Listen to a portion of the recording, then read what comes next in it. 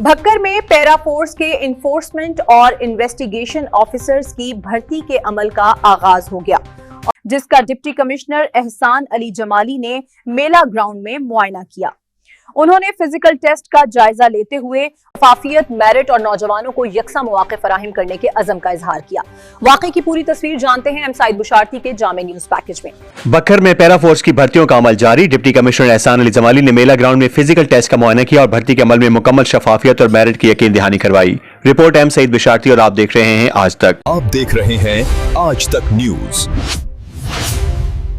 खबर सच के साथ।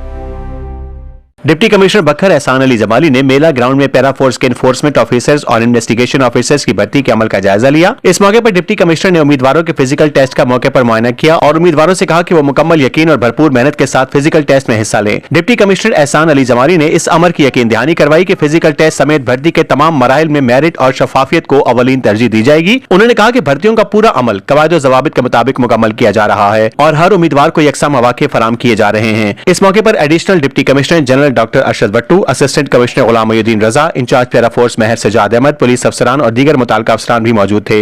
डिप्टी कमिश्नर ने मजीद कहा कि जिला इंतजामिया नौजवानों के एतमाद को बहाल रखने के लिए भर्ती के अमल की कड़ी निगरानी कर रही है ताकि अहल और मुस्तहिक उम्मीदवारों का इंतखाब यकीनी बनाया जा सके। उन्होंने मुताल्लिका अफसरान को हिदायत की कि उम्मीदवारों के साथ खुश उसलूबी, नज़्म व ज़ब्त और सहूलियात की फराहमी को हर सूरत यकीनी बनाया जाए।